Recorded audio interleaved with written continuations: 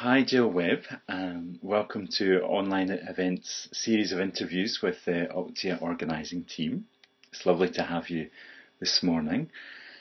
I guess I wanted to start by asking you what brings you to the OCTIA organising team. You've been here right from the start, from before OCTIA 2009. So would you be able to tell us a little bit about that, please?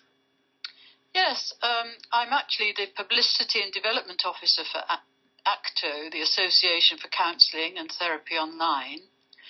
And when Jill Jones invited the executive committee to join her and Anne Stokes in preparing for a conference for online counselling, I felt that was a good opportunity for me to promote ACTO and online counselling in general. So that's how I became involved initially. And then there were a small team of us that quite excitedly planned the first OCTIA conference, which, as you know, took place last year, 2009, at Leicester University. We were a bit tentative about how successful it would be, but actually it went off so well, partly thanks to online events being able to use its technology to keep us in touch with people who weren't able to be present in person at the conference, but who were able to sit in front of their own computers and share the day with us. And what I found exciting was actually sitting in the room, listening to the speaker, and at the same time keeping an eye on a screen, computer screen that had been projected onto a wall, so that it kept all the people who were at home on their own actually engage with us in the room. I thought that was brilliant. So as a result of last year's successful event, we were all inspired to make OCTIA an annual event. And so since then, we've been preparing for OCTIA 2010.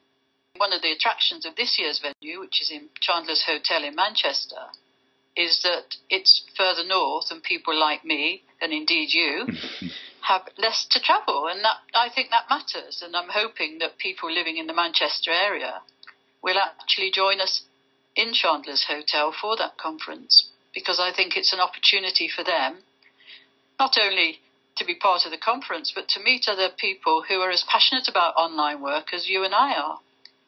And there's a lot of literature suddenly sprouting up about online counselling, and many of the authors are going to be present. So it's a super opportunity for people who are interested to get to know those people there whose books they're reading on a regular basis. Yeah, I think that's one of the really exciting things, to actually speak to the author and say, well, yeah. One of the hidden extras, John, isn't it? Definitely, absolutely, yeah. Well, the theme for this year is working with the unspeakable.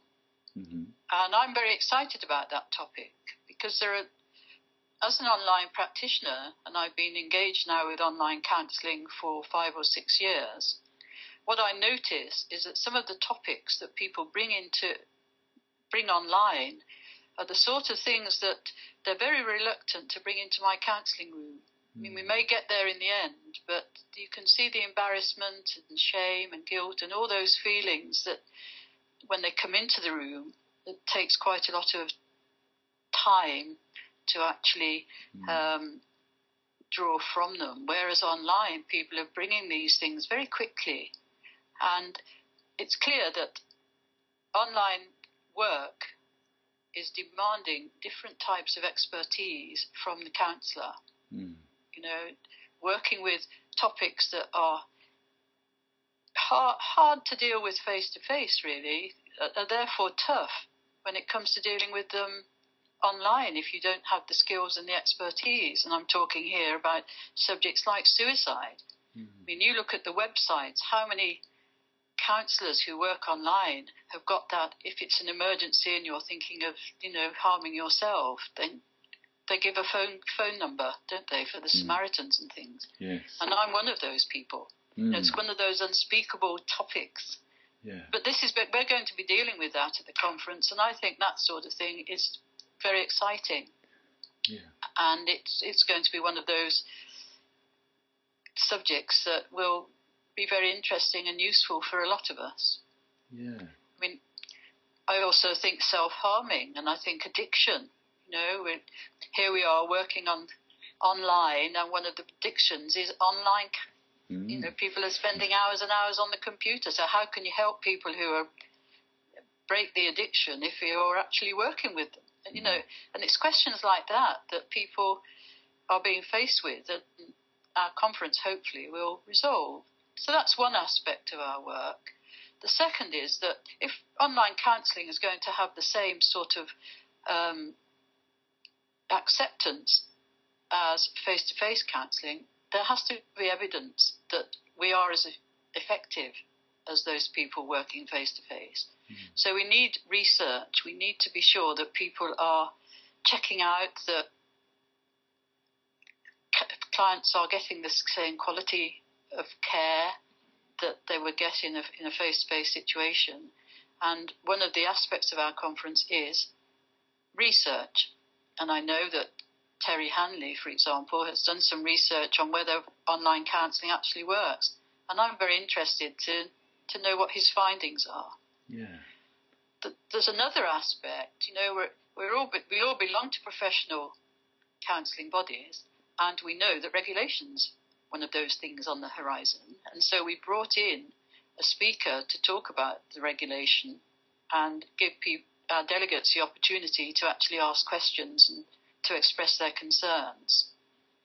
And then the fourth part of our programme, which I think is very exciting because it's all about second life and it's all about social networking. And, life moves on, technology moves on, and as online practitioners, we've really got to keep in touch with these sort of things because otherwise we're going to get caught out. So I'm very excited to know what's happening in those fields. So that's basically our 1.5 day programme. As you can see, it's very full. I was just thinking that, Jill. There's a lot squeezed into a day and a half. It is. It's going to be very busy, but my toolbox is growing, and I expect it to be filled further with some of the things that are on offer here this weekend, which is March the 19th and 20th, of course. Yeah, so it's March 19th and 20th, so that's dates not to be missed in the diary. And whereabouts did you say it was again, Jill? It's at the Chandler's Hotel in Manchester, and if people would like to book their place, then, they can go onto OCTIA's website. Yes, I see it as like a box of chocolates, full of lots of flavours and tastes and little bits of interest. And I'm, as you say, it's exhilarating, really, because we're working with a media that's very new, very different and unexpected, and that we're still actually developing. It isn't all tried and tested. There is a lot of opportunity for movement and for shifting of thinking, and I think these are the sort of opportunities where we can work together and make those changes happen. Well, thank you, Jill, for making time on this lovely Sunday morning, for getting in front of your computer and spending some more time on the OCTIA project. And I'm sure as these interviews grow, people are going to get more and more excited about the OCTIA conference, and I'm sure they'll really want to come and meet you in person in Manchester and really enjoy all those lovely flavours that you've prepared for us. Absolutely, and I look forward to seeing you all as well. Okay, John, thank you very much. Thank you, Jill. Bye-bye. Goodbye.